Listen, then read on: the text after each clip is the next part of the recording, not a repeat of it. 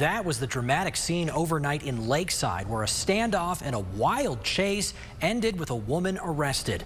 Deputies say she drove the wrong way on the freeway and actually streamed part of this incident on social media.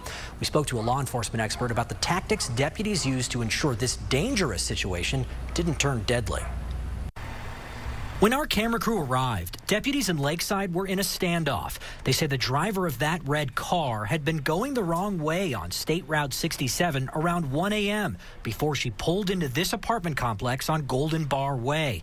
She had lost a tire, but instead of giving up, you can see she put her sunshades up and streamed live on Facebook as deputies readied a spike strip. When you have someone in a vehicle that's possibly armed, time, talk, and tactics. Former San Diego police officer and SWAT commander Ray Shea says law enforcement is well trained for a situation like this. He says the key is de-escalation. After a couple of hours, the woman drove off, began doing donuts, and driving erratically. That even though she loses the tires, she can still accelerate on the metal rims. But that makes it even more dangerous because she can easily lose control of the car. The car eventually spun out, almost hitting the 10 News breaking news tracker and other parked cars. She hit a curb and deputies used a patrol car to block her in. Then officers smashed the windows to try to get her out of the car. They say she was holding some sort of cutting instrument in her hand. Seeing the deputy strike the window appears to be violent. He has no other options. Deputies then used a taser on the woman and got her out of the vehicle. She was taken to the hospital with injuries, but Shea says all things considered, this incident could have ended much worse. What I saw, they probably would have been justified to use lethal force earlier on because she's going back out into the public. At some point, law enforcement has to say, stop. We're not going to let you kill anyone. Shea says the deputies' training came into play during the chase and the standoff. So when you think about the teamwork, the communication, the danger everybody was placed in, those deputies did an amazing job, and she was fortunate that she wasn't killed or someone else was seriously killed or injured. An amazing job indeed, and ABC 10 News was the only crew at this scene. You can find even more exclusive video of this pursuit and the standoff on 10news.com right on the homepage. He tried to get in the vehicle. No, I got my keys. You can't get my... No, put him out. Stop. Get out my car, man. It's not every day you actually witness someone trying to steal a car, but that is what our cameras captured in the East Village early this morning. I want to walk you through the exclusive video from our photojournalist in the 10 News Breaking News Tracker. I just got a really great story. That's how photojournalist Paul Anderegg in the Breaking News Tracker alerted us in the newsroom. When we arrived on scene to a reported attempted carjacking in progress. The commotion in the East Village caught the attention of Aaron Blondeau, who lives nearby. Heard some ruckus outside my window, and I looked down there, and the desk clerk was having struggle with this guy here because he was trying to hijack some lady's vehicle. That, police say, was the first failed carjacking, but not the last. Hey, come here. An officer calling to the suspected carjacker hiding between cars. The moments leading up to that, as described by Arthur Calvin. I seen everybody up there by that truck up there when I was going by. Calvin happened to be driving by early this morning when he stopped at a red light. That's when he says he became victim number 2. I see him run into my car, and he just pulled the door open and then jump in. And then start swinging. I swing back. So the guy pretty much drags him along the car down to here.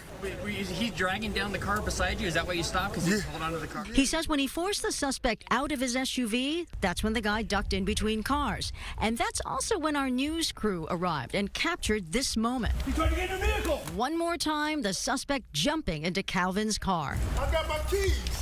You can't get my...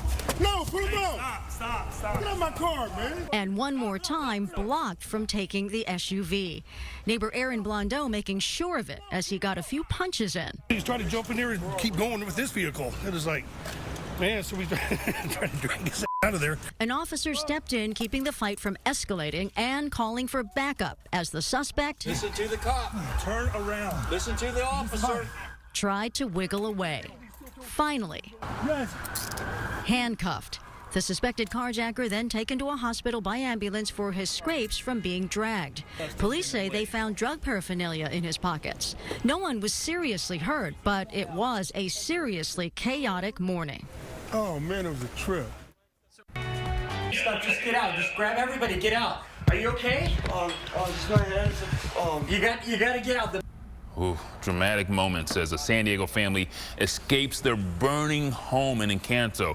Thank you so much for joining us. I'm Wale Aliu. Kimberly Hunt is off. Our own photojournalist did more than just cover this fire. He actually helped the family get out just in time. The family did not realize how bad or dangerous it was at the time. He went back to the scene hours later to check in with them. ABC 10 News reporter Adam Rakusin found out this fire is just the latest tragedy this family is facing this holiday season. Paul Anderegg got to this house before police and fire crews were here. When he showed up, he saw a fire burning, a family inside. I want to take you to the moment that his camera began recording so you can see this as it played out in real time. How many people are in the house? Don't grab any stuff. Just get out. Just grab everybody. Get out. Are you okay? Just my hands. You got to get out. The bat. Is it just you guys? Yes. Just you? Any more pets? No. The chaotic moments captured on camera. Photojournalist Paul Anderegg helping rush a family from their burning home. I could see the back of their house was completely engulfed in flames. 4 adults and a 5-year-old out the door and into the safety of emergency crews. Anderegg described those frightening moments on ABC 10 News this morning. I saw the family gathering their belongings. There was some kids, pets, and I told them, you got to get out of here. Sandra Lazoya was inside. She says she woke up to a bright light and knew something was wrong. But the fire had started in a shed attached to the back of the home, and she had no idea just how dangerous things had become. Did you guys know that the entire back of the house was on fire? Not even, no. As the sun came up, the light allowed a better picture of just how much they'd lost. A shed full of memories collected since they moved in 1984, destroyed. With time to process what happened, I went back to the house and asked Sandra about those first moments. But we confused. And one of the men of the cameras came from the back of the door and said, "What are you doing here? Get out. This is serious." Sandra says while grateful to be safe, the fire is just another devastating blow in what's already been an impossible week. 4 days ago, my mother died. And now my father in the back, he has cancer in the face, and they say he has a few months. I don't know. So much grief in such a short time. As long as we're fine, it's good. Sandra says while she doesn't know where they'll be or what they'll need this Christmas, she does know this. But I appreciate life because we're still here. Thank you, God. Thank everybody. The firemen, thank you. The person screamed so loud, and you guys, thank you so much. I appreciate that. Adam Rakusin, ABC 10 News. A big thank you to our photographer there. That story could have been so much worse. Thankfully, everybody's okay. The Red Cross is putting the family up at a hotel for a few nights. Investigators say the fire may have been started by a candle.